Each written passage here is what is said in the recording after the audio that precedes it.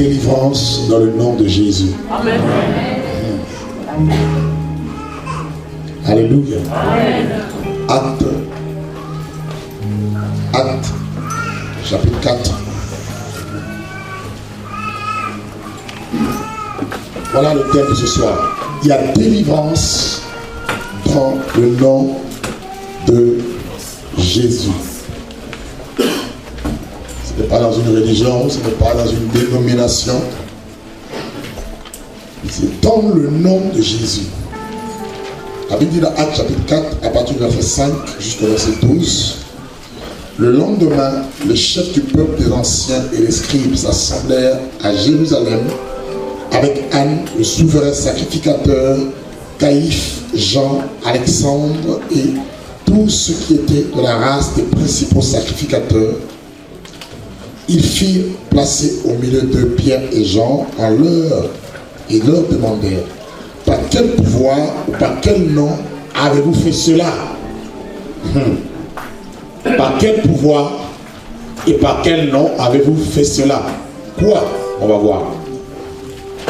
Et alors Pierre, rempli du Saint-Esprit, leur dit: chef du peuple et ancien d'Israël, puisque nous sommes interrogés aujourd'hui au sujet d'un bienfait accordé à un homme malade, afin que nous disions comment il a été guéri, sachez-le tous, et que tout le peuple d'Israël le sache. C'est par le nom de Jésus-Christ de Nazareth que vous avez crucifié, que Dieu a ressuscité les morts. C'est par lui que cet homme se présente en pleine santé devant vous. Jésus est la pierre rejetée par vous qui bâtissez et qui est devenue la principale de l'homme, donc la pierre angulaire. Et il n'y a le salut en aucun autre, car il n'y a sous le ciel aucun autre nom. Dis à ton ami, il n'y a pas un autre nom. Ce n'est pas le bishop. Il n'y a pas un autre nom qui nous a été donné parmi les hommes par lequel nous devons être sauvés. Le salut, on a vu la délivrance. Ici, quelque chose va se passer. Si vous allez dans Acte chapitre 3, pour vous remettre un peu dans le contexte, Pierre et Jean étaient en train d'aller au temple à l'heure de la prière, prier. Et voilà qu'à la porte, après la belle, se trouvait un homme qui était boiteux de naissance. Cet homme ne pouvait marcher. Et cet homme était laissé pour compte, n'est-ce pas? Il n'avait rien, il ne pouvait rien faire, il ne pouvait même pas travailler parce que il était invalide, il était malade. Vous savez, vous pouvez, si vous êtes malade, il y a des degrés de maladie où vous ne pouvez rien faire, vous êtes pratiquement invalide. Vous vivez aux dépens des autres. Cet homme souffrait. Cet homme était comme mendiant. Et il voyait les hommes aller dans le temple pour prier, sacrifier. Et ces hommes sortaient. Il voyait les chefs religieux entrer. Et ces hommes sortaient. Et il n'avait que sa main tendue pour recueillir une pièce d'argent pour trouver ne serait-ce que de quoi manger. Cet homme était malade. Il avait un handicap dans sa vie. Et voilà que l'église qui venait de naître, l'Esprit était descendu sur les 120. La puissance de Dieu était manifestée alors par l'église. Comprenez que la seule institution qui doit démontrer la puissance de Dieu, c'est l'église. Et quand je parle de l'église, comme vous savez, ce n'est pas les bâtiments, ce n'est pas les dénominations, c'est toi. Donc tu es porteur de la puissance de Dieu. Tu es un véhicule pour la gloire de Dieu. Alléluia. Et voilà que ce jour, la Pierre et Jean montaient à l'heure de la prière. Cet homme va tendre la main pour demander une pierre certainement. Et Pierre va lui dire: mon ami, je n'ai ni or ni argent. Et la Bible dit que cet homme le fixait attentivement, s'attendant à recevoir quelque chose d'eux. Et il va dire, je n'ai ni or ni argent. Ça, c'est très capital. Nous avons une forme d'église aujourd'hui qui a l'or, une forme d'église aujourd'hui qui a l'argent, mais qui n'a pas la puissance de la délivrance. Ça s'appelle l'église de Laodicée. Dans Apocalypse chapitre 3, cette église qui se dit riche. Je suis riche, je me suis enrichi, j'ai des bâtiments en marbre, je suis, voilà, hein, tout ce que vous voulez. Alléluia. Amen. Je suis docteur, j'ai 3 fois le diplôme en théologie, christologie, docteur en théologie de l'Ancien Testament, exégèse de je ne sais pas quoi. Regardez, mes diplômes sont là. Je roule en Infinity. Alléluia. Amen. Mes amis, c'est Oral Roberts. Mes amis, c'est Benny Hill. Mes amis, c'est $3. Lui, c'est les dollars.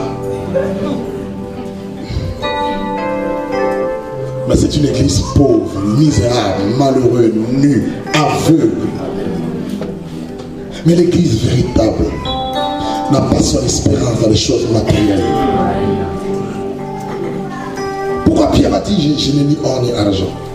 Je me souviens d'une parole de Pierre toujours dans le livre de 1 Pierre chapitre 1 où il dit ce n'est pas par des choses périssables, par de l'argent et pas de l'or que vous avez été rachetés de la vaine manière de vivre que vous avez hérité de votre Père, mais c'est par le sang précieux comme d'un agneau sans défaut, sans tache. L'agneau de Dieu qui nous a rachetés. Quand la Bible parle de rachat, c'est-à-dire que nous étions vendus au péché. Et le prix du rachat était sa vie, son sang, versé au poteau de la croix. Et c'est par ce sang que nous avons été rachetés, délivrés. Il dit à cet homme, je n'ai ni or ni argent, mais ce que j'ai, je te le donne. Qu'as-tu? Toi-même tu as la réponse. Mais je veux être comme Pierre. Je veux avoir la puissance du nom de Jésus en moi. Il dit ce que j'ai, je te le donne. Au nom de Jésus-Christ de Nazareth. Il n'a pas dit au nom de Pierre. Il n'a pas dit au nom de l'église de Jérusalem. Au nom de Jésus-Christ de Nazareth. Alors lève-toi et marche. Cet homme ne s'est pas levé. Il a tenu par la main. À l'instant, la puissance de Dieu a pénétré ses membres. Qu'est-ce qui s'est passé? Un miracle. Je veux vous dire que le miracle existe. Que le miracle, c'est une action surnaturelle de Dieu manifestée dans le monde physique pour prouver la véracité du Dieu de gloire, du Dieu d'Abraham, qui peut tout, qui fait tout, qui est capable de tout, qui est au-dessus de tout, qui agit. Dis à ton voisin, je crois au miracle de Dieu. Non, il t'a pas entendu. Dis-lui, je crois au miracle de Dieu. Il est écrit quelque part, si tu crois, tu feras la gloire de Dieu. Beaucoup disent, les miracles n'existent pas. Les miracles sont arrêtés avec Paul, avec Pierre. Mais ma Bible me dit, Jésus-Christ est le même, hier, aujourd'hui et éternellement. Il n'a pas changé. Puisqu'il est le même, le miracle est réel. Le miracle est palpable. Nous allons décoller dans une atmosphère de miracle. Ça s'appelle du surnaturel. Ça s'appelle du picotac. Et parmi les miracles, vous avez la délivrance. Parce que Jésus a dit, voici les miracles. Ceux qui auront en mon nom, chasseront les démons, Moïse a fait des miracles. Élie a fait des miracles. Élisée a fait des miracles. Mais aucun d'eux n'a chassé les démons. Parce que le nom de Jésus n'était pas révélé. Mais autant de bois, autant de pierres et autant dans lesquels toi et moi nous vivons, ce nom nous est déjà révélé. C'est-à-dire que nous pouvons vivre la puissance de la délivrance. Et cette puissance se réside dans le nom de Jésus.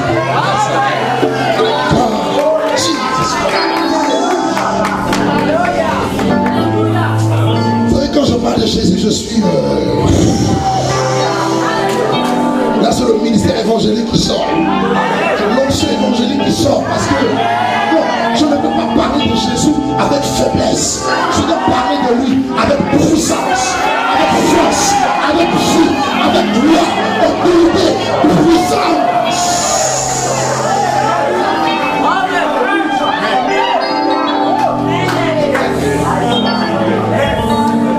Allons-y doucement.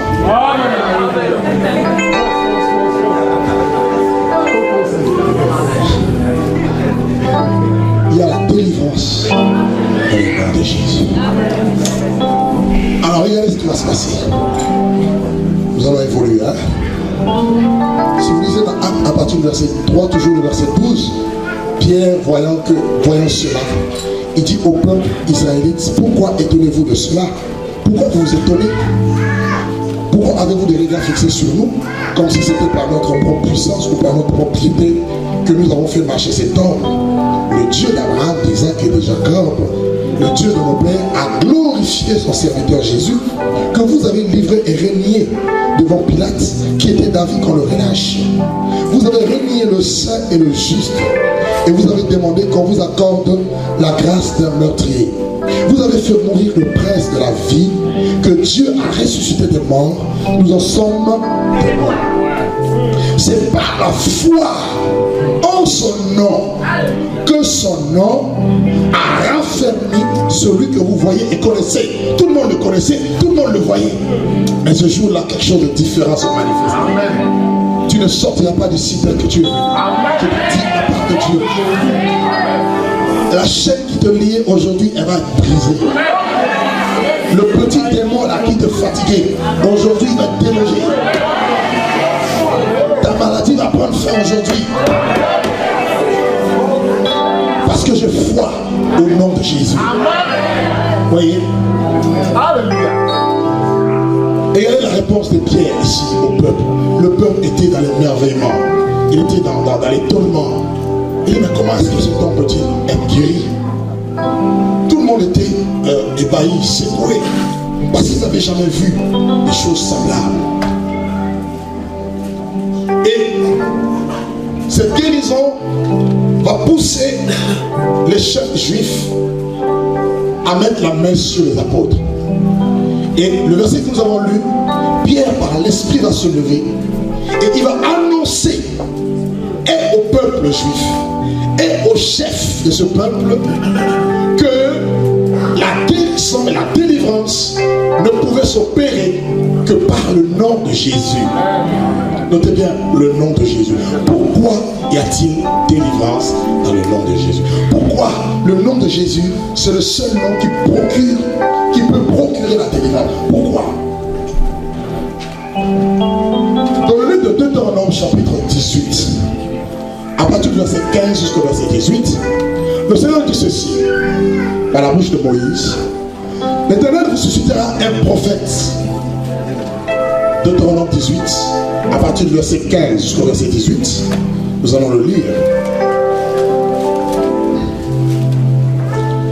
L'Éternel ton Dieu te suscitera du milieu de toi, d'entre des frères, un prophète comme moi. Vous l'écouterez. Il répondra ainsi à la demande que tu fis à l'Éternel ton Dieu à Horeb, le jour de l'assemblée, quand tu disais que je n'entende plus la voix de l'Éternel mon Dieu et que je ne vois plus ce grand feu afin de ne pas mourir. L'Éternel me dit: ce qu'ils ont dit est bien. Je leur susciterai du milieu de leurs frères un prophète comme toi. Je mettrai mes paroles dans sa bouche et il leur dira tout ce que je lui commanderai. Regardez ici, Moïse arrivé à la fin de sa vie et il prophétise que Dieu allait susciter un prophète de la même envergure ou sinon plus que Moïse. Alors comprenons que Moïse était un prophète que Dieu avait suscité dans une période bien précise, dans un temps bien déterminé. Alors que Israël gémissait sous la servitude, n'est-ce pas, de Pharaon en Égypte, ils ont eu 4 siècles de labeur, 4 siècles de gémissement, 4 siècles où ils étaient sous le joug de Pharaon, construisant ainsi des magasins, n'est-ce pas, à la gloire de Pharaon. Et nous savons que l'Égypte est représentatif. L'Égypte représente le monde. Et Pharaon était une préfiguration de Satan, le roi de l'Égypte. Et les divinités qui étaient adorées, parce qu'ils adoraient plusieurs dieux, représentaient les démons. Parce que derrière chaque divinité, derrière chaque idole, il y a des esprits. Donc, c'était une nation plongée dans les ténèbres. Et les magiciens de Pharaon tenaient la place de faux prophètes. Parce que Paul en parle de Timothée lorsqu'il dit: de même que Jean-Bresse et Janès s'opposèrent à Moïse, de même que ces hommes, en parlant des faux prophètes, s'opposent à la vérité. Donc il y avait des faux prophètes qui prophétisaient des choses, n'est-ce pas, par l'esprit de divination. Et le peuple gémissait. Israël était de plus en plus accablé. Israël gémissait sur la servitude. Lorsqu'on est esclave, on souffre. On manque de liberté. On pleure. On gémit. Qui pourra nous délivrer de cette situation de misérable, cette situation misérable, cette condition, n'est-ce pas, de souffrance, de Dieu labeur. Et la Bible dira que Dieu va entendre le cri du peuple. Et Dieu va donner Moïse. Moïse va naître alors que l'édit de Pharaon avait déjà été publié, que tous les garçons, tous les enfants mâles devaient être tués. Et les sages-femmes qui avaient la crainte de Dieu ont laissé vivre les enfants. Et parmi ces enfants, il y avait Moïse, qui a été gardé pendant plus de 3 mois à peu près, près de 3 mois à peu près. Et par la suite, il va être lâché dans ces petits coffrets dans les eaux. Et voilà comment Moïse se retrouvera, n'est-ce pas, dans la maison de Pharaon. Moïse grandit, n'est-ce pas, en Égypte. Moïse grandit dans la maison de Pharaon jusqu'à l'âge de 40 ans. Moïse était un prince, il était instruit dans toute la sagesse égyptienne. La Bible dit qu'il était puissant en parole et puissant en œuvre. Et jusqu'au jour où, au fond de lui, il s'est rendu compte que bien qu'il avait reçu l'enseignement de l'Égypte, mais sa nature intérieure n'était pas de l'Égypte. Il a compris, n'est-ce pas, l'appel de Dieu dans sa vie. C'est l'appel de libérer le peuple de l'esclavage. Mais le temps n'étant pas encore arrivé, il a voulu faire les choses par la chair. Il va tuer un Égyptien. Et par la suite, il va se rendre compte que l'affaire était bien connue. Et Moïse va fuir l'Égypte. Il va se retrouver, n'est-ce pas, dans le pays de Madian. Il va rester 40 ans pratiquement dans le désert où Dieu va le dépouiller, Dieu va le préparer. Et voilà que dans Exode chapitre 3, le Seigneur va venir se révéler à Moïse dans le buisson ardent. Le buisson était tout en feu et le buisson ne se consumait pas. Et il entend la voix de Dieu: Moïse, Moïse. Et il répond. Et Dieu lui dit: tu iras libérer mon peuple en Égypte. Moïse résiste à l'appel de Dieu. Moïse s'oppose à la mission divine parce qu'il savait qu'il était impuissant. Il savait que de lui-même, il n'était pas capable. Ce n'est pas à dire que nous ne soyons pas nous-mêmes capables de concevoir quelque chose comme cela venant de nous. La Bible dit que notre capacité vient de Dieu. Cela veut dire que si Dieu te mandate, si Dieu t'envoie, il te donne le mandat, il te donne le pouvoir, il te donne l'autorité et il te donne le degré, le message à libérer pour libérer le peuple. Moïse va demander plusieurs preuves de la certitude de l'appel de Dieu. Dieu va lui accorder ces preuves avec la démonstration de la puissance de Dieu. Et Moïse, Dieu va lui dire: celui qui s'appelle Je suis t'envoie. Il a eu une révélation de la personne de Jésus. Celui qui s'appelle Je suis m'a envoyé vers vous et m'a dit de vous libérer de la nation et pour que vous veniez servir Dieu sur cette montagne. Le but de la délivrance dans toute la Bible, c'est de servir Dieu sans crainte. Parce qu'en Égypte, on ne peut pas servir Dieu. Il fallait adorer les faux dieux. Il y avait toute une forme d'idolâtrie qui était bien installée. Et c'était très difficile. Et Dieu dit, vous sortirez d'Égypte. Et c'est ici le signe que je te donne. Vous servirez Dieu sur cette montagne à Horeb. Qui montera à la montagne de l'Éternel? Qui se tiendra sur ce lieu très élevé? Celui qui a le cœur pur, celui qui ne jure pas pour le mensonge. Moïse répond à l'appel de Dieu. Moïse s'en va avec le décret divin, avec le pouvoir royal, avec l'autorité. Rappelez-vous, Dieu lui avait demandé de prendre son bâton et de le jeter. Et lorsque le bâton était jeté par terre, le bâton est devenu le serpent. Or, le serpent, c'est l'image de Satan. Et Dieu lui dit, prends le serpent par la queue. Vous savez pourquoi? Parce qu'il fallait tuer la peur dans la vie de Moïse. Amen, amen. Il fallait donner à Moïse l'assurance. Il fallait donner à Moïse l'autorité. Moïse a saisi le serpent par la queue. Amen. Parce que la tête était réservée à quelqu'un.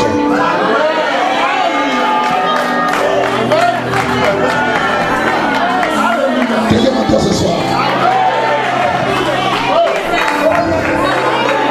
Il a saisi le serpent par la queue.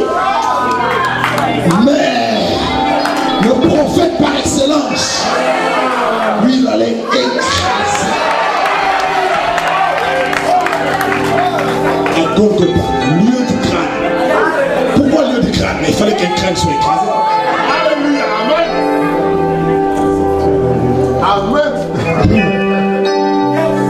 Moïse part, investi de la puissance de Dieu, avec l'assurance.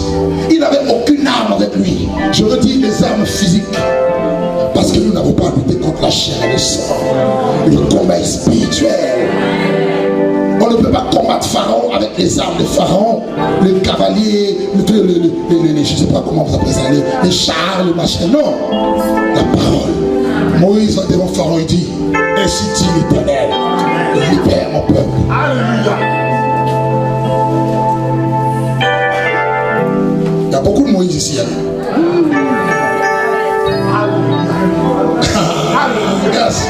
Il y a beaucoup de Moïse ici. Un seul homme va et libère mon peuple, c'est tout. Mais derrière cette parole, il y a quelqu'un. Oh mon God. Je dis, derrière cette petite parole, il y a quelqu'un de glorieux, quelqu'un de magnifique, quelqu'un de puissant, quelqu'un que le monde ne peut contenir, quelqu'un qui va troubler les projets de Pharaon. Pharaon résiste. Regardez comment Dieu l'a frappé. Les grenouilles, les mouches, l'eau changée en vin, que des malheurs. Et pour tout couronner, la mort de tous les premiers-nés. Il dit, ah là je crois que c'est bon, allez-y, allez-vous-en. Alléluia. Et par rapport à la prophétie de Moïse, lorsque je lis toute ma Bible, la Bible me fait comprendre que il n'y a eu aucun prophète que Dieu a utilisé en Israël dans la même dimension que Moïse. Alors on va le voir. Prenons ensemble Deutéronome chapitre 34. Le verset 10 au verset 12. Il est dit ceci. Il n'y a plus paru en Israël de prophète semblable à Moïse que l'Éternel connaissait face à face. Et si vous allez dans le livre de Nombre 12, à partir du verset 6, Dieu nous dit que lorsqu'il se révélerait à un prophète, c'est par les songes, par les visions. Mais à Moïse, Dieu se révélait à lui sans énigme. Il parlait avec Dieu bouche à bouche. Alors que les autres prophètes, il fallait qu'il y ait des énigmes. Les autres prophètes voyaient la représentation de l'Éternel. Mais Moïse était face à face. Quelle prophète. Verset 11.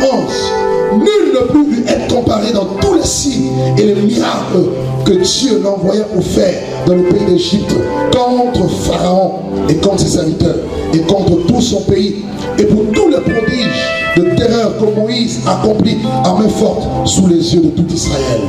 Donc vous voyez qu'en Israël, il n'y a pas eu de prophète d'aussi semblable que Moïse. Donc cette prophétie alors concernait qui? Jésus.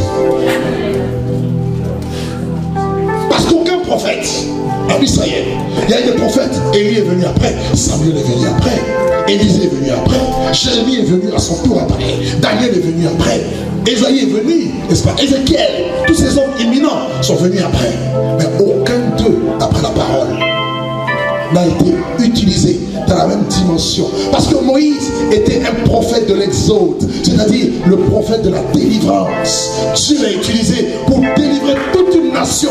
Et je peux te dire prophétiquement, Dieu ne veut que par nous, que les nations soient délivrées. La Bible dit, il délivrera dans Job 22, il délivrera même le coupable qui devra son salut à la pureté de nos mains. Par toi, Dieu peut apporter la délivrance de tout un pays, de toute une ville, de tout un continent. C'est possible. Alors, dans le livre de Actes chapitre 3, regardez avec moi. Pierre, par l'Esprit de Dieu, confirme que cette prophétie devait se réaliser avec Jésus. Actes chapitre 3, le verset 22 au verset 25. Là c'est Pierre qui parle, il dit, Moïse a dit, le Seigneur votre Dieu vous suscitera donc vos frères, un prophète comme moi. Vous l'écouterez dans tout ce qu'il vous dira. Et quiconque n'écoutera pas ce prophète sera exterminé du milieu du peuple.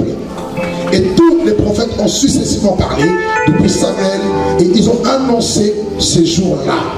Vous voyez, donc tous ces prophètes après Moïse ont annoncé quels jours? Les jours de délivrance. D'abord pour Israël et derrière Israël, la délivrance des nations. Voilà pourquoi, avant même la naissance de Jésus-Christ, on va lire ensemble quelques événements qui vont se produire. Il va y avoir Zacharie, le père de Jean-Baptiste, qui va libérer une prophétie capitale. Nous sommes dans Luc, chapitre 1er, à partir du verset 67 au verset 75. Zacharie, son père, fut rempli du Saint-Esprit et il prophétisa en ces mots. Béni soit le Seigneur, le Dieu d'Israël, de ceux qu'il a visité et racheté son peuple. Il nous a suscité un puissant sauveur dans la maison de David, son serviteur, comme il avait annoncé par la bouche de ses saints prophètes des temps anciens. Un sauveur qui nous délivre. Waouh! Amen.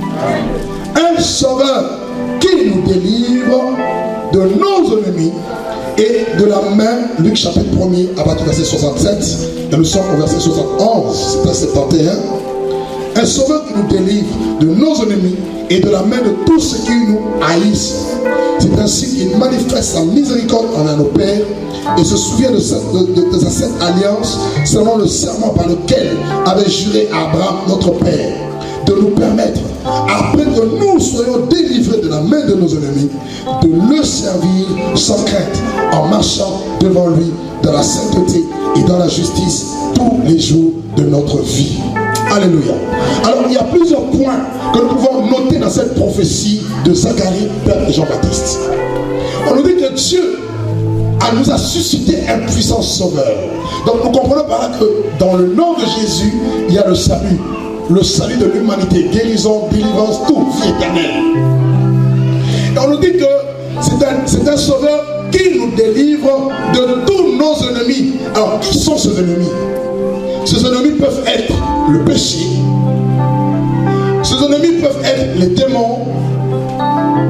Ces ennemis peuvent être les hommes. Parce que dans la Bible, il est dit, vous avez été rachetés à un grand prix, ne devenez plus esclaves des hommes. Donc les hommes peuvent vous asservir. Voyez? Et dans ces ennemis, vous avez aussi la loi qui était un pédagogue qui doit conduire jusqu'à Christ. Mais malheureusement, malheureusement, elle est devenue comme une prison. Vous voyez? Et dans ce ennemi, vous avez aussi l'ignorance. Mon peuple est détruit parce qu'il lui manque la connaissance. La connaissance sur la personne de Dieu et la connaissance de sa propre identité. Et voilà nos ennemis. Voilà les ennemis qui guettent les enfants de Dieu, qui les empêchent d'évoluer avec le Seigneur. Et seul Jésus pouvait nous délivrer de ces choses. Alléluia. Alléluia. Et par la suite, il dit au verset 75, dans le but de le servir sans crainte. Donc, le but de la délivrance, pourquoi avons-nous besoin de la délivrance? D'abord, c'est pour servir Dieu sans crainte. Quelqu'un qui est lié par le péché ne peut pas servir Dieu parce qu'un jour ça va, un jour ça ne va pas. Quelqu'un qui est possédé par un esprit. Laissez-moi vous dire, si vous avez par exemple en vous, vous êtes habité par un esprit de la sorcellerie ou un esprit de mari de nuit, de femme de nuit, voyez ce que je veux dire. Toutes les nuits, vous avez des rapports, des choses bizarres. Votre esprit est sué et vous êtes toujours faible. Vous ne pouvez pas percer sur le plan spirituel. Et la vie chrétienne pour vous sera une vie morose, une vie fade. Or, lorsque la délivrance arrive, la chaîne est brisée, le lien est coupé. Et vous êtes maintenant libre de servir Dieu, libre d'adorer Dieu, libre de prêcher la vérité, libre d'entonner un cantique, libre, n'est-ce pas? C'est pour la liberté que Christ nous a affranchis. Donc ça c'est la première raison. Servir Dieu. Donc si tu n'arrives pas à exceller dans le ministère, dans le service divin, c'est que quelque part il y a un problème de délivrance. Il faut voir. Peut-être qu'il y a le péché, peut-être qu'il y a encore la loi, le joug de la loi. Paul dit ne vous mettez plus à nouveau sous le joug de la servitude. Voyez? Peut-être qu'il y a je ne sais pas quoi, il y a l'ignorance. Voyez? Vous hésitez, vous doutez. Alors que Jésus disait, la vie éternelle, ceux qui te connaissent, toi, le seul vrai Dieu, et Jésus-Christ, ton Fils. Ça, c'est la première raison. La deuxième raison pour laquelle nous devons être délivrés, c'est pour marcher dans la sainteté. Et la justice. Qui dit sainteté, dit sanctification. Rechercher la sanctification sans laquelle personne ne verra Dieu. Et dans le livre de 1 Thessaloniciens 4, le verset 3, la Bible dit, ce que Dieu veut, c'est votre sanctification. Donc le premier appel auquel nous devons répondre, c'est la sanctification. Avant même de chercher, est-ce que je suis apôtre? Est-ce que je suis prophète? Quel est mon ministère? Alors que tu es dans le péché. Alléluia. Toutes les femmes, c'est à toi. Sois d'abord coupe d'abord ce lien-là. Dis à ton voisin, tu es marié, ça suffit. Non, dis à ton voisin, tu es marié, ça suffit.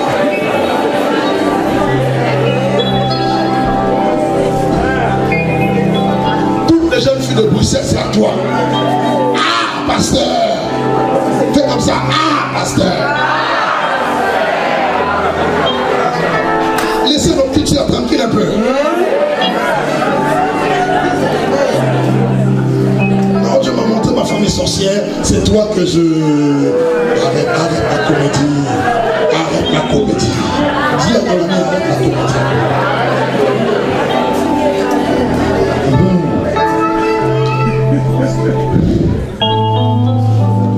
Marcher dans la sanctification. Sanctification, c'est dit consacré. Nous sommes dans le monde, mais nous ne sommes plus du monde. Voyez? Nous ne devons plus vivre comme les païens. Le mensonge, ça doit finir. Le péché, les chrétiens mentent pour tout et n'importe quoi. Je vous donne un exemple. Il est à la gare du Midi. Le rendez-vous c'était à la gare de... Aidez-moi un peu là. Gare du Nord. Au lieu de dire je suis à la gare du Midi, il dit je suis là dans une minute, je suis dans les trains. Dans une minute, je suis là. Alors qu'il a la garde du midi. L'autre voisin, mensonge. Ça veut tout dire, hein? Voilà. Alléluia. Et tu veux servir Dieu, tu ne peux pas.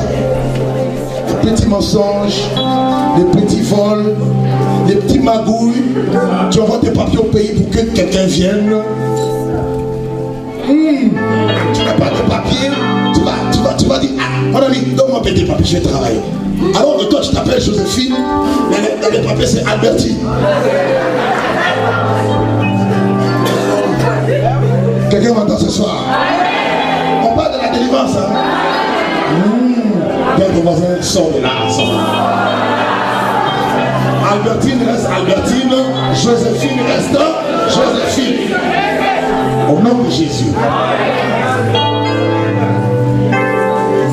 Marcher dans la sanctification. Or, les chrétiens n'aiment pas la sanctification. Dans les églises, on ne prêche pas la sanctification. Là où il n'y a pas la sanctification, il n'y a pas la délivrance. Parce que la délivrance a pour but de te pousser à vivre la sanctification. Parce que c'est la vie de Dieu. Dieu est saint. La Bible dit, soyez saints, car votre Dieu est saint. Bien. Alléluia. Nous avons vu le but de la délivrance. Bien. Matthieu chapitre 1er. On avance, hein? Voilà Jésus.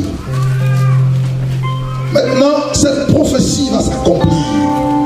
Il est écrit ceci à partir du verset 18. Voici de quelle manière arriva la naissance de Jésus-Christ. Marie, sa mère, ayant été fiancée à Joseph, se trouva enceinte par la vertu de l'Esprit Saint, avant même qu'ils aient habité ensemble. Joseph, son époux, qui était un homme de bien, ne voulait pas la diffamer et se proposa de rompre secrètement avec elle. Et comme il y pensait, voici un ange du Seigneur lui apparut en songe et dit, Joseph, fils de David, ne crains pas de prendre avec toi Marie, ta femme, car l'enfant qu'elle a conçu vient du Saint-Esprit. Et elle enfantera un fils. Et tu lui donneras le nom de Jésus. Et c'est lui qui sauvera son peuple de ses péchés. Tout cela arriva afin que s'accomplisse ce que le Seigneur avait annoncé par le prophète sur Isaïe. Voici, la Vierge sera enceinte, elle enfantera un fils et on lui donnera le nom d'Emmanuel, ce qui signifie Dieu avec nous. Maintenant, l'enfant va naître, Jésus. Nous savons que sa naissance était miraculeuse. Pourquoi je dis miraculeuse? Jésus n'est pas né du concours d'un homme et d'une femme. Il est né par les vertus de l'Esprit, conçu par l'Esprit lui-même, pour qu'il vienne dans un état de pureté. Et je m'explique. Dieu a voulu, n'est-ce pas, délivrer les hommes en passant par une vierge. Pourquoi une vierge? Nous savons que Dieu est pur, n'est-ce pas? Dieu est pur, Dieu est saint. Donc le fait que Dieu est venu sur terre, sa présence même caractérise la pureté. Et le fait qu'il est passé par Marie, qui était vierge. Or, qui dit vierge dit une femme qui n'est pas connue, donc qui n'a pas été souillée. Une femme pure. Donc, sur le plan divin, il était pur. Et sur le plan physique, il est né d'une femme pure.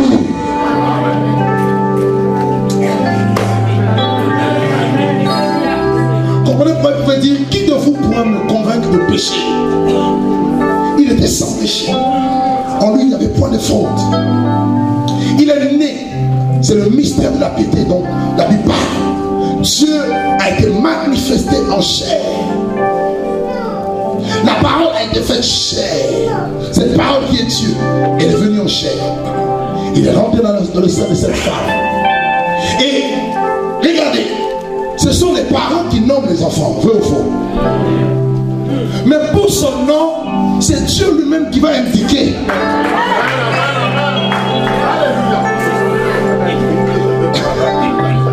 Je ne sais pas si tu m'as compris. Lorsque ton enfant naît, tu lui dis, ah, toi tu t'appelleras Jacob, tu t'appelleras Jean. Mais avant même qu'il naisse, Dieu lui-même annonce que cet enfant s'appellera Jésus. C'est-à-dire Yahvé sauve, Yehoshua. Donc le nom, derrière le nom, il y a le caractère. C'est pourquoi une parenthèse. Si vous portez en vous des noms qui ont de mauvaises significations, changez de nom. Parce que quelqu'un qui va s'appeler par exemple Loufoua qui signifie la mort, mais tu vas traîner la mort derrière toi. Si ton nom veut dire malédiction, mais ne sois pas étonné si la malédiction te suit partout. Ton nom signifie sirène, mais c'est normal que le péché, voilà. Est-ce que je suis clair? Derrière le nom, il y a l'action qui va avec le nom. C'est pourquoi vous verrez en Israël, on donnait les noms par rapport à des événements. Lorsque Jacob combat contre l'homme, dans Genèse 32, il lutte, son nom va être changé de Jacob à Israël. Il appelle son nom Péniel, parce que c'est le nom où Dieu se révélait à lui. Est-ce que je suis clair? Donc derrière le nom, il y a quelque chose. Maintenant, Dieu indique qu'il ne portera pas le nom de Joseph, ni le nom de Marie ou des gens de sa famille. Il dit, tu l'appelleras Jésus. Or, Jésus, tout le monde connaissait la signification de Jésus. Yoshua. Yahvé sauve. Donc, Dieu annonce déjà que cet enfant qui naîtrait serait l'Éternel qui sauverait son peuple de ses péchés. Donc, le nom de Jésus, dans le nom de Jésus seulement, il y a déjà le salut de tout. Voilà pourquoi. Allez même dans les rues. Dites au nom de Bouddha, rien ne va se passer. Dites au nom de Allah, rien ne va se passer. Même au travail, quand vous dites Dieu, ça ne fait rien. Mais quand vous commencez à dire Jésus, ou bien si tu mets juste un t-shirt ici, Jesus is my boss.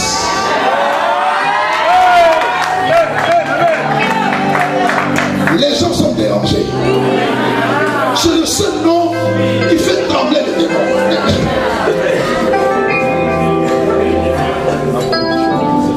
Est-ce que tu m'entends? Parce que il y a quelque chose. Il y a quelque chose dans ce nom.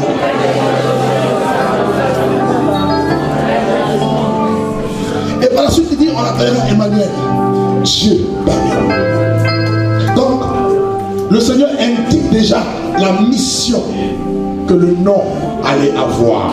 Et si vous allez dans Philippiens, on le dit, il a reçu le nom qui était levé au-dessus de tout le nom, afin qu'au nom de Jésus, tout genou fléchisse dans les cieux. C'est-à-dire, si vous allez au ciel aujourd'hui, il n'y a que le nom de Jésus. Vous descendez sur terre, il n'y a que lui. De toute façon, même si vous refusez de l'accepter, la Bible envoie votre incrédulité annulera-t-elle la fidélité de Dieu. Même si aujourd'hui tes genoux ne se plient pas, tu iras d'abord dans le séjour de mort. Tu vas être bien chauffé là-bas par le diable. Mais l'Apocalypse, on nous dit qu'il va y avoir le jugement du grand trône. Tous les morts vont ressusciter. Parce que c'est lui qui a reçu le pouvoir de juger les morts et les vivants. Et tout le monde passera devant le tribunal, que tu le veuilles ou pas. Pauvre, riche, blanc, noir, je ne sais pas qui que tu sois, tu passeras devant lui. C'est le carrefour incontournable de toute l'humanité.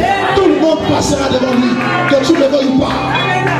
Tu peux dire que Jésus n'existe pas, c'est pas grave. Tu peux croire qu'il n'existe pas, c'est pas grave. Ce n'est pas parce que tu n'as jamais vu l'air que l'air n'existe pas.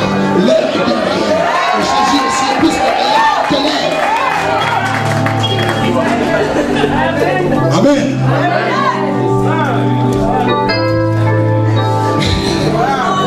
C'est le nom de Dieu. Jésus est le nom de Dieu. C'est pourquoi ne jouez pas avec ce nom. C'est pourquoi ne prenez pas le nom de Jésus en vain. Ne prenez pas avec ce nom. Luc 2.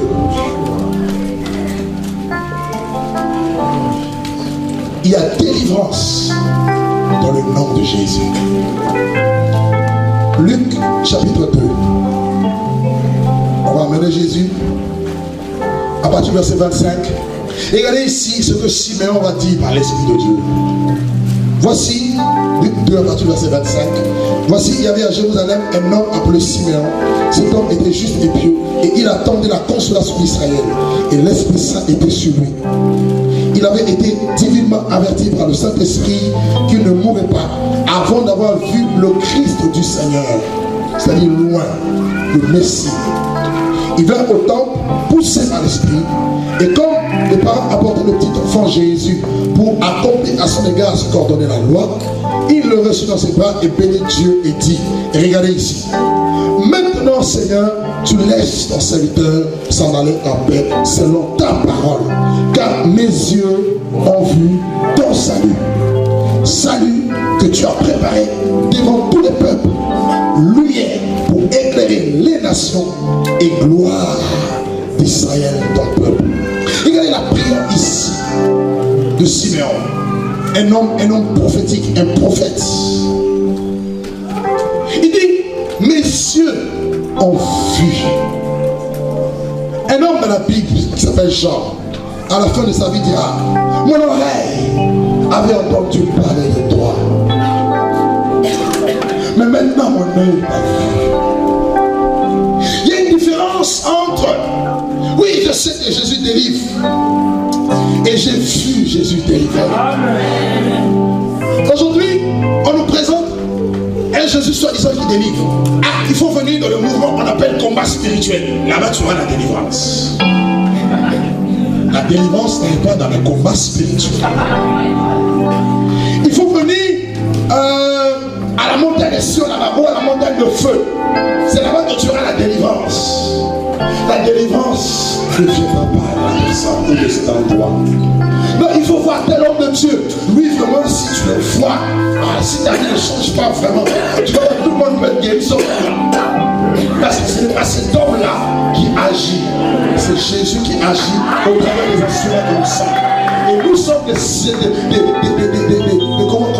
comment Jésus dit, des serviteurs inutiles.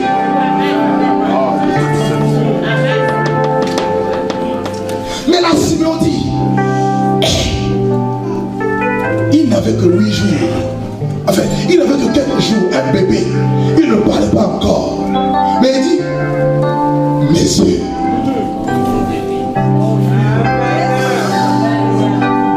ont vu ton salut, ta délivrance. Alors laisse-moi m'en aller. Le temps était accompli. Dieu, sans tenir compte de temps, annonce à tous les hommes qui doivent se repentir. Parce qu'il a fixé un temps où il va juger le monde en Jésus-Christ. Et la Bible dit dans la Galates 4, lorsque les temps furent accomplis, Dieu envoya son Fils, né d'une femme et né sous la loi, pour qu'il délivre tous ceux qui étaient sous la malédiction de la loi.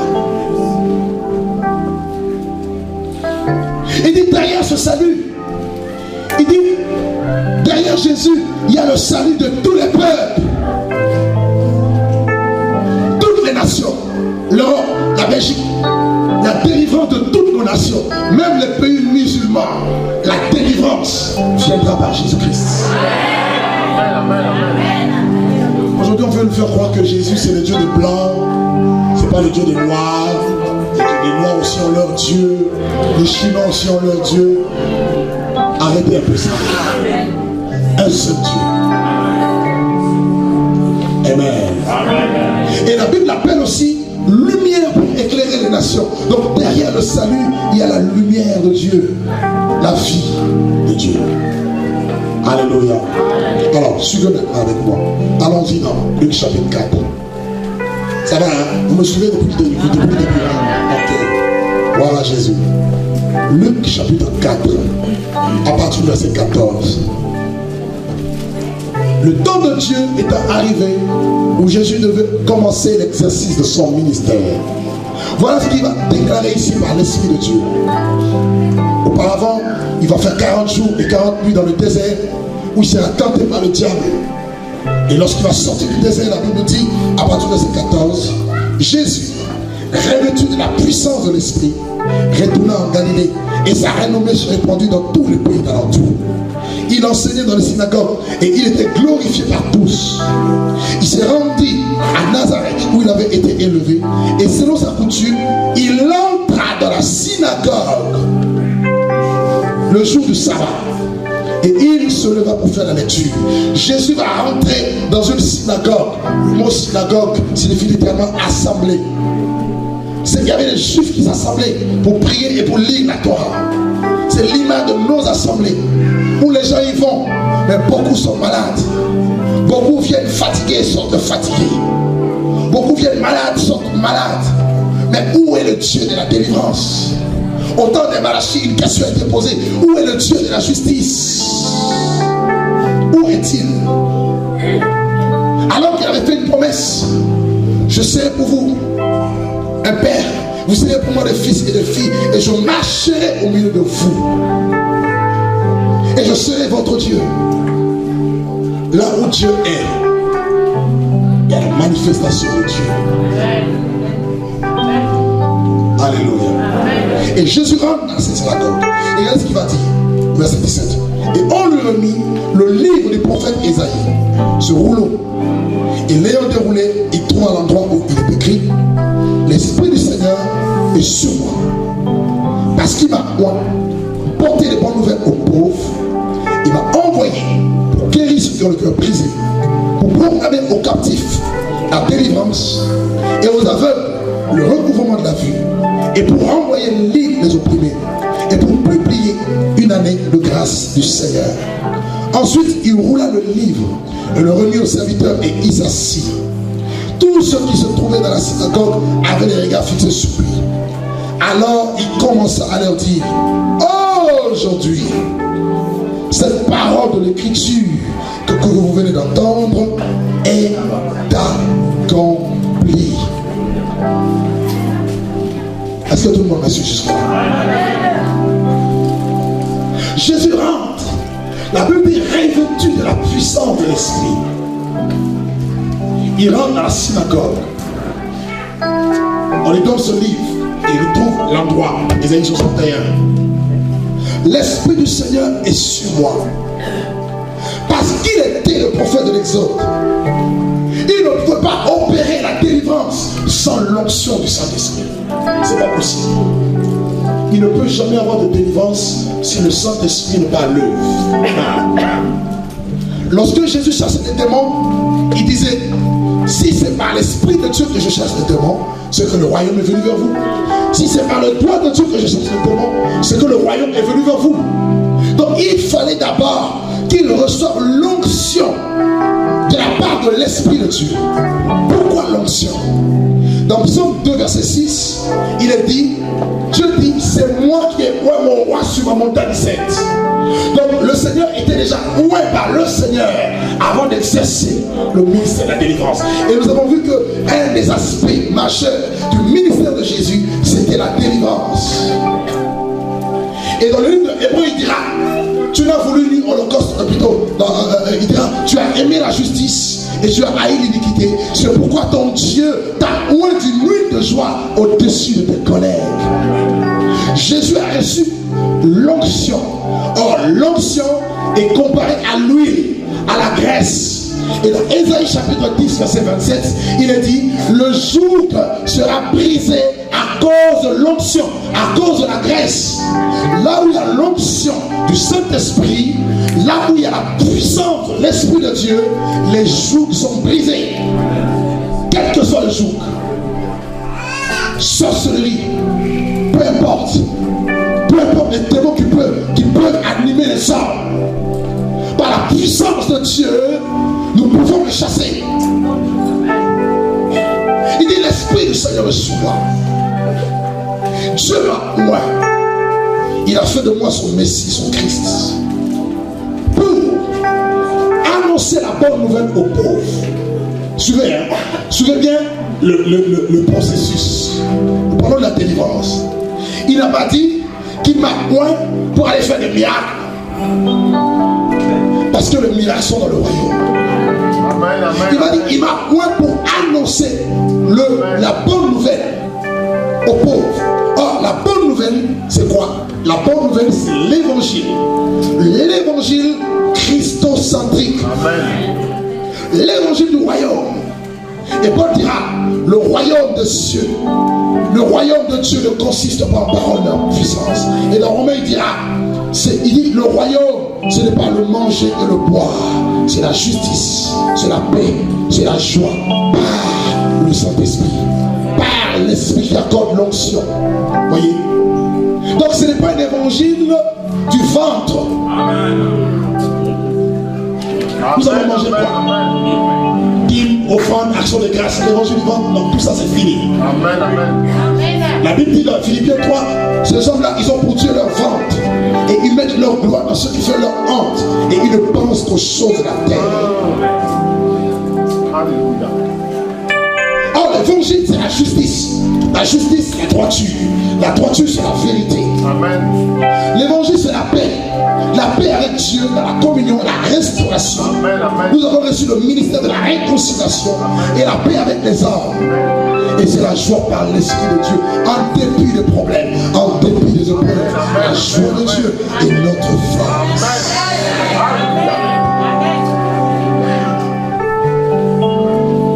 Alléluia. Pas un évangile argent-centrique, centré sur l'argent. Parce que c'est l'évangile qu'on nous prêche aujourd'hui. Argent-centrique, centré sur l'argent. Paul dit dans Romains 1, l'évangile concerne son fils, Jésus, né de la postérité de David selon la chair, et déclaré fils de Dieu avec puissance par l'esprit de sainteté, par la résurrection d'entre les morts, Jésus-Christ. Tout évangile qui se carte de Christ doit être banni. Amen. Paul dit, nous ne nous prêchons pas nous-mêmes. C'est Jésus-Christ le Seigneur que nous prêchons. Et nous disons aux serviteurs à cause de Jésus. Donc, ils ont annoncé. Il dit, il m'a oint pour annoncer l'évangile. Alors, regardez le ministère de Jésus.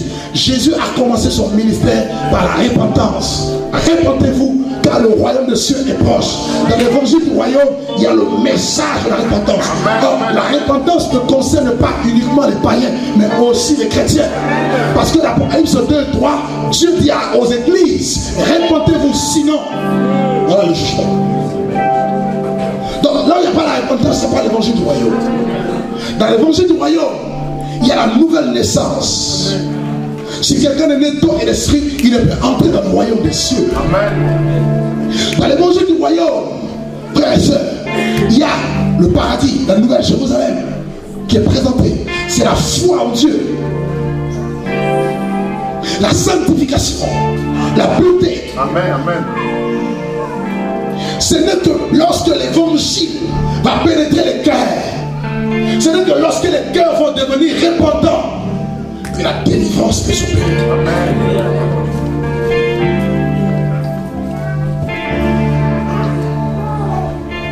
Alléluia. Une des caractéristiques du ministère du Saint-Esprit, c'est de produire la conviction du péché dans les cœurs. Jésus disait dans Jean 16, lorsqu'il viendra, il convaincra le monde en ce qui concerne le péché, la justice et le jugement. Regardez nos églises, c'est rempli des hommes durs, des hommes incrédules. Ils viennent que pour danser. Et les églises comme ça, c'est que la danse. Matin, midi, soir, danser. Arrêtez un peu. Les églises, l'église de Jésus, ce n'est pas une danse sur cœur. Donc, il faut venir présenter la sape. Qui est celui qui est bien habillé là? Et il y en a une laisse même des griffes là pour te montrer quoi. C'est quoi ça? Où est la délivrance dans nos églises? Jésus rentre dans cette synagogue, il s'aperçoit que ces hommes avaient la lettre, mais pas l'esprit. La lettre tue, mais c'est l'esprit qui vivifie.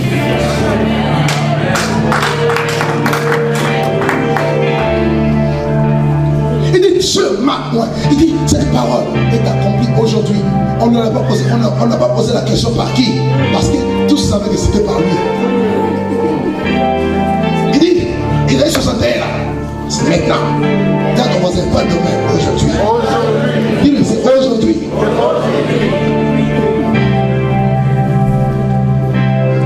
Une fois que le royaume est prêché, et regardez maintenant la suite. Il m'a envoyé pour guérir.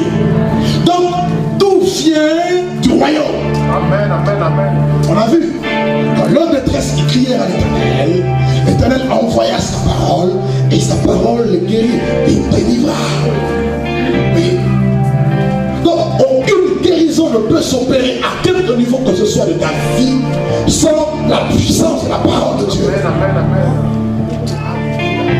David dit, tu es l'Éternel qui nous guérit de toutes nos maladies. Mon âme bénit l'Éternel. L'âme, c'est le cœur. Beaucoup de personnes ont le cœur brisé. Beaucoup sont malades. Au niveau du cœur d'abord. Parlons d'abord de maladies de cœur. Beaucoup souffrent sur le plan émotionnel. Beaucoup ont été violés. Beaucoup ont été traumatisés dans leur jeunesse. Beaucoup ont été minimisés dans leur vie. Ce qui fait qu'ils n'ont même pas d'assurance dans leur vie. Tu lui dis que tu peux être quelqu'un de mer. Ah non, moi non, tout le monde sauf moi. Regardez quand Dieu a appelé Gédéon, il dit, Fire Héros, il dit, oh, laisse tomber. Je suis le plus petit de ma famille. Ma famille est la plus pauvre de Manassé. Et tu m'appelles vaillant. Parce que Gédéon, son cœur était blessé. Il fallait la puissance de Dieu pour l'amener à la dimension de l'héros. Voyez, beaucoup ont le cœur brisé. Beaucoup ont été déçus même dans les églises. Combien de personnes rencontrons-nous qui disent c'est fini avec les églises, c'est fini avec ces pasteurs-là, c'est fini. Ils ont violé nos femmes, nos filles, ils ont piqué notre argent, ils ont fait n'importe quoi. Alors c'est fini. Mais ton cœur est brisé, ton cœur est blessé. Ah, un cœur blessé ne peut rien produire de bon. Parce que c'est du cœur de sang que viennent toutes choses. Le cœur, c'est la partie de l'homme la plus sensible. Si tu es mal au niveau de ton cœur, ton moral est bas. Toute ta vie, voilà, c'est fort. Pourquoi à votre avis les hommes vont-ils se suicider? Parce qu'ils vont mal. Parce qu'ils n'ont plus de moral. Parce que la vie n'a plus de sens pour eux. Quelqu'un ici, ta vie est sombre. Et l'ennemi te matin avec des pensées de suicide. Va et suicide-toi, suicide-toi, suicide-toi. C'est parce que ton cœur est blessé. Une déception amoureuse, précisément. Et Dieu veut guérir ton cœur aujourd'hui. Alléluia. Regardez par exemple une femme comme la femme samaritaine. Elle rencontre Jésus. Elle avait connu cette femme, cette Marie, divorcée 5 fois. Et le 6e homme avec lequel il vivait, c'était son petit copain. Il vivait en concubinage. Vous voyez, le mot même le dit, concubinage. Donc on voit bien, il y a mon con. Tu te dis toi-même que je suis con. Il était dans le... Alléluia. Alléluia. Désespéré, malade. Tu n'as jamais prévu de petit copain. Toi-même tu dis c'est un petit. Il faut un copain complet. Cela veut dire mariage. Et touche ton voisin, dis-lui, marie-toi.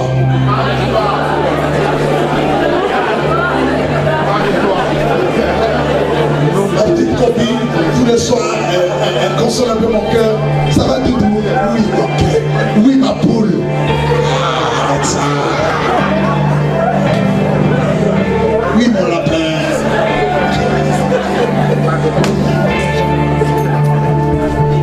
Le cœur malade. Et lorsque Jésus la rencontre, Jésus lui promet des sources d'eau vive. Guéris son cœur brisé. Garde ton cœur plus que toutes autres choses. Garde-lui sans et sources de la vie. Nous dit la parole de Dieu. Oui. La délivrance avait disparu. Il rentre dans les synagogues, il voit des gens blessés par le divorce.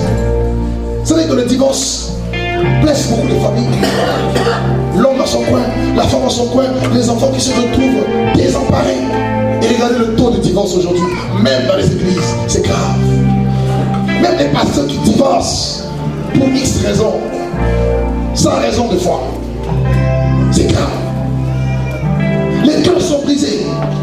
Or, l'esprit ne peut pas se mouvoir là où le cœur est malade, là où le cœur est brisé. Voilà pourquoi Jésus promet d'abord, après avoir enseigné l'évangile du royaume, la guérison au niveau du cœur. Oh oui, femme, Dieu va guérir ton cœur. Je te parle prophétiquement de la part du Seigneur. Tu as beaucoup pleuré, beaucoup gémi, beaucoup souffert. Tu as beaucoup tourné à gauche, à droite. Tu ne savais pas avec qui te tourner. Tu as cherché la guérison de ton cœur partout. Et tu n'as pas trouvé. Mais aujourd'hui, c'est le rendez-vous avec le Dieu de gloire.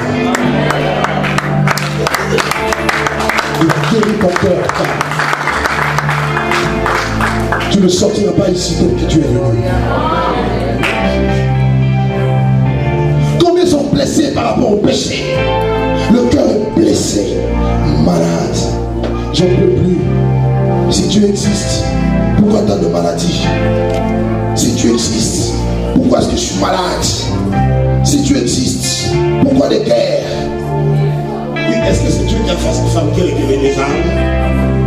Hein? Non. Dieu n'a jamais fabriqué les armes. Si tu existes, des questions et des questions. La guérison. La restauration de ton cœur. Tout commence là. Un cœur guéri, c'est un cœur vaillant, vivant. C'est un cœur qui sera toujours satisfait de la grâce de Dieu et qui va toujours exceller dans la gloire, qui ira de gloire en gloire et de dimension en dimension avec Dieu. Et puis par la suite, il m'a envoyé pour délivrer ceux qui sont captifs. Combien de personnes sont-ils captifs? Captifs des démons. Oui, je travaille, je gagne bien ma vie, mais lorsque le salaire tombe, je n'ai rien. Parce que dès qu'il y a l'argent, c'est comme s'il y a un démon là. Tout part. Quel problème? C'est ça, non? C'est ça même, hein? Maladie par-ci. Le tonton village, il attend que le 30 du mois pour t'appeler. Il faut envoyer MoneyGram ou Western Union. Et puis il n'y a rien. Je ne peux même pas soutenir mes besoins. Je ne peux même pas soutenir l'œuvre de Dieu. Il y a comme un esprit qui est là. Quand tu n'as pas l'argent, tu es bien. Dès que l'argent tombe, tout part comme ça. Tu ne sais même pas ce que tu fais avec. Je ne vois pas que tu es lié quelque part. Tu es comme cette ânesse là qu'il faut aller délier. Jésus dit allez dans cette ville, délier une ânesse. Si on pose la question, lorsque vous l'amenez, dites le maître en a besoin. Alléluia. Alléluia. Dans une prison, tu fais tout, ça ne va pas. Tu es belle, le mariage, un homme arrive, le projet commence et puis cassure à chaque fois. Tu ne peux jamais te marier. Dans ta colère, laissez le célibat. Tu es dans une prison. Tu as fait des études, mais tu ne peux pas percer, tu ne peux pas exceller alors que tu es intelligent.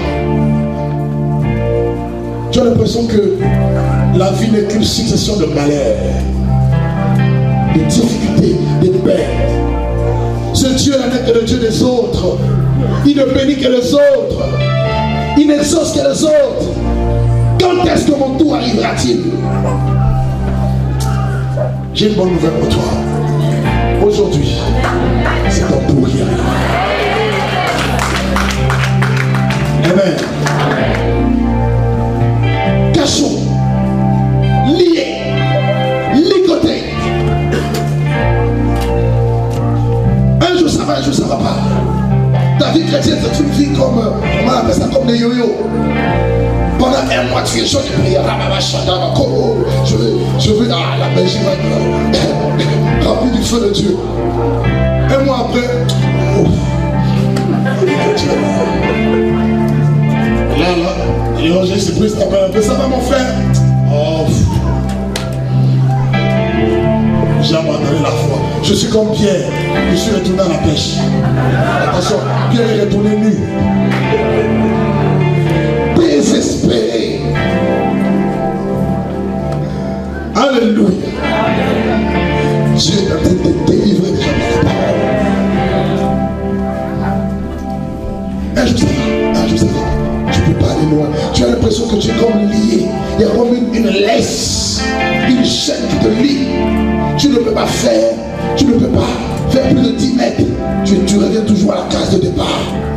Pendant que tu dors, tu te retrouves, alors que tu vis à Bruxelles, tu te retrouves toujours au pays, dans ton village. Ou bien sous l'eau, ou bien attaché à un arbre. Tu es dans un cachot. Oui, lorsque je suis né, mes parents m'ont lavé avec les os de gorille pour me protéger contre les maladies, tout ça. Mais oui, tu ne sais pas qu'on t'a livré à un esprit guerrier. Voilà pourquoi tu as toujours la colère en toi. Guerrier, c'est comme ça. La colère, c'est un esprit qui est derrière.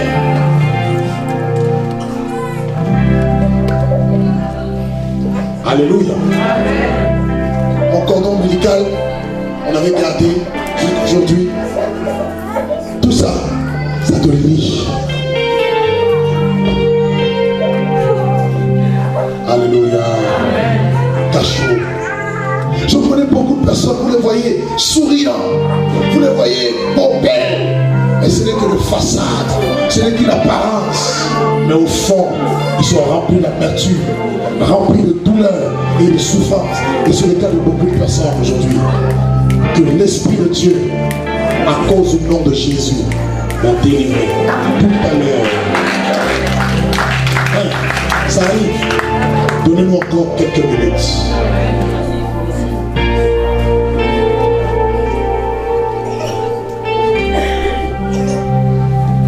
Tu es dans une prison. Seul Jésus peut briser la porte de la prison. Tu es comme dans un cachot, enfermé. Pas de liberté, pas de percée spirituelle, pas de percée dans la vie. C'est que la routine, les mêmes choses, tous les jours, tous les jours. Mon ami, si ta vie n'est que routine, tu n'auras même pas, tu n'auras aucun sens de vie. Il faut de nouvelles choses dans la vie. Il faut de nouvelles expériences dans la vie. Je vous dis la vérité. Et par la suite, il dit, pour recouvrir la vue aux aveugles, il parlait d'abord de l'aveuglement spirituel. Parce que l'aveuglement le plus dangereux, c'est l'aveuglement spirituel. Un aveugle qui connaît un aveugle, il dit, il tombe dans un puits. Un aveugle qui ne sait pas où il va. Combien sont-ils aveugles? Combien ne saisissent même pas le temps dans lequel ils sont? Combien discernent le temps présent? Très peu. Parce qu'ils sont aveugles. Comme les pharisiens. Jésus dit, je suis venu pour un jugement. Pour que ceux qui disent que nous voyons deviennent aveugles. Et pour que les aveugles découvrent la vue. Seul Jésus peut mettre un colis à tes yeux, moindre de tes yeux d'un colis pour que tu vois.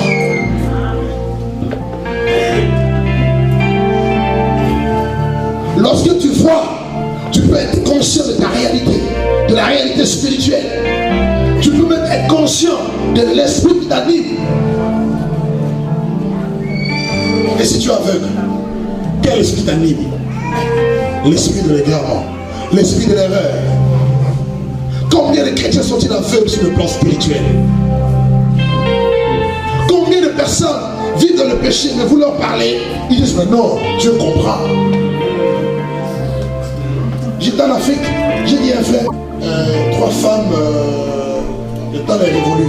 Il dit mais la vie de quel homme c'est le cœur de Dieu, non? Il y a eu beaucoup de femmes. Il dit nous avons reçu l'onction salomonique. J'ai dit toi, tu vas à l'enfer. Quelqu'un d'autre m'a dit au Togo, il dit mais oui, la Bible dit que chacun vient au Seigneur dans l'état où il était. Si j'avais 30 femmes, eh bien je viens au Seigneur, j'ai mes 30 femmes quoi. Il dit ah bon? Jésus a dit quoi? Au commencement, il n'en était pas ainsi. On veut justifier le péché. Un chrétien qui justifie le péché devient automatiquement aveugle. Le péché, c'est le péché. Amen. Et par la suite, le recouvrement fait les aveugles physiques qui pourront recouvrir la vue. Et libérer les opprimés. Et enfin, il dit, pour annoncer une année de grâce de l'Éternel. Voilà la mission de Jésus. Annoncer une année, c'est-à-dire un temps de grâce. Un temps de faveur.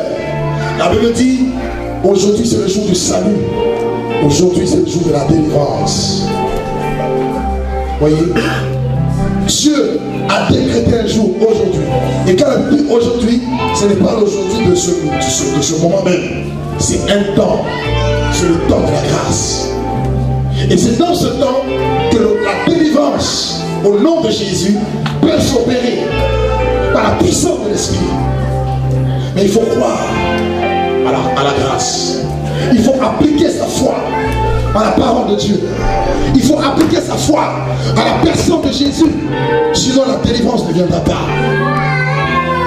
Vous allez tourner d'église en église. Vous allez chercher d'homme de Dieu en homme de Dieu. Écoutez-moi très bien, la délivrance ne viendra jamais comme ça. C'est le temps où chaque chrétien, chaque homme doit chercher Jésus. Parce que Dieu a déposé la délivrance dans le nom de Jésus.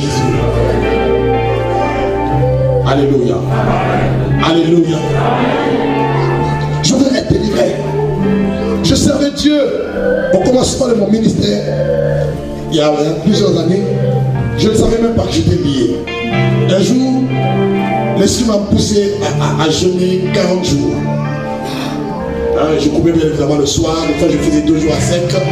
Je travaillais dessus dans le bâtiment et tous les jours je jeûnais, je priais. Parce que je voulais servir Dieu dans une dimension nouvelle. Je sentais que ma vie n'avançait pas. On pouvait prêcher, Jésus fait ceci, tout le monde pouvait témoigner, moi non. Et pourtant j'étais lié sans le savoir. Mais ça m'a dit jeûne. Je suis rentré dans le jeûne, j'ai jeûné. Et je me rappellerai toujours le 35e jour de mon jeûne.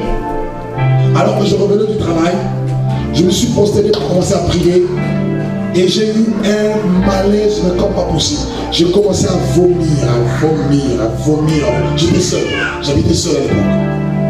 Je vomissais. Et je sentais comme si mon âme partait, comme si je mourais. Et je me rappelle, il devait être 20h30, 21h par là. Et à l'époque, au niveau de l'assemblée locale, il y avait tout un groupe de personnes qui étaient en train de prier pour le ministère. Alors je me suis dit, si je ne fais rien là, je peux mourir comme un cobaye. Donc, autant me solliciter de l'aide. J'ai appelé, je suis tombé sur une soeur, je dis, priez vraiment pour moi parce que là je crois que je suis en train de mourir. Et la soeur, avec l'équipe qu'ils avaient, ils ont commencé à prier pour moi.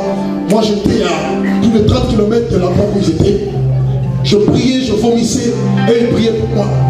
Et l'Esprit de Dieu m'a ouvert les yeux d'une femme qui a le don de prophétie, le don de vision. Et il est en train de lui montrer qu'à partir de ce jeûne, l'Esprit m'avait poussé à faire ce jeûne parce qu'il fallait que certains liens, certaines chaînes de ma vie soient brisées. Et elle m'a vu comme encerclé. Vous voyez comme en Afrique là, vous êtes comme dans une forêt, on vous encercle et vous êtes là, attachés à genoux. Vous voyez, comme ça. Comme si on vous ligote, vous êtes ligoté, attaché à genoux comme ça. Et les gens qui étaient dans l'ombre se préparaient à me sacrifier, à me tuer. J'étais ligoté. Et pendant qu'il priait, elle a vu une lumière venant du ciel. La lumière est venue jusque là où j'étais là, autour du feu. Les liens sont restés, moi j'ai disparu.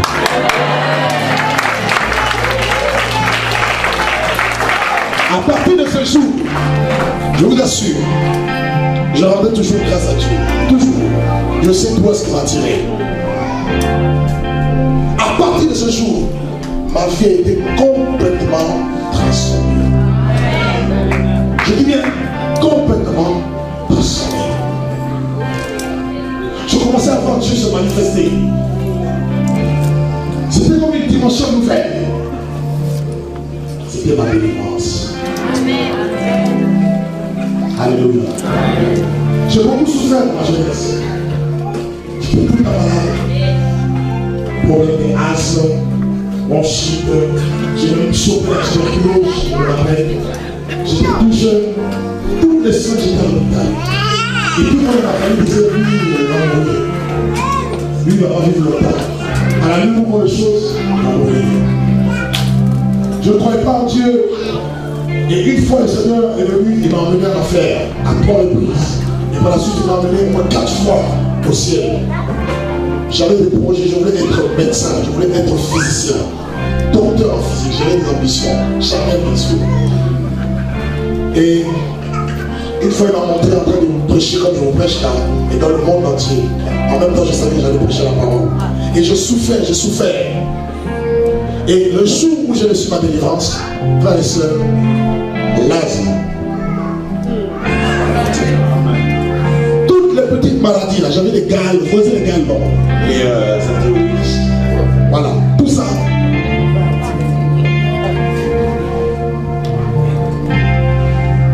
Jésus guérit. Jésus délivre. Le temps de manquer pour témoigner tout ce que Dieu fait. Mais je veux te dire une chose. Une parole que tu ne dois pas oublier. Jésus-Christ est réel. Ce n'est pas Marie qui apparaît à Lourdes là-bas. Ce n'est pas dans les montagnes ou à Jérusalem, comme beaucoup vont faire des pèlerinages à Jérusalem. Ce n'est pas sur la montagne qu'il faut adorer Dieu. Dieu est ici.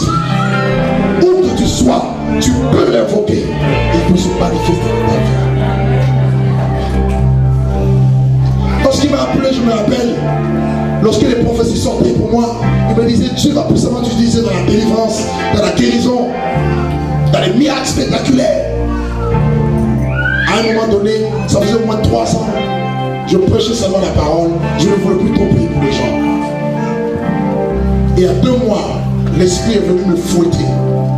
Il m'a dit, je vous ai donné le don de guérison et le don de délivrance. Qu'est-ce que tu en fais? Je t'ai demandé les comptes. Tu dois prier pour mon peuple. J'ai compris, j'ai dit, lorsqu'on parle de la délivrance, il ne faut pas seulement qu'il y ait des blablabla de paroles. Il faut aussi qu'il y ait la démonstration que Jésus est réel, que Jésus délivre. Est-ce que tout le monde peut acclamer la parole de Dieu?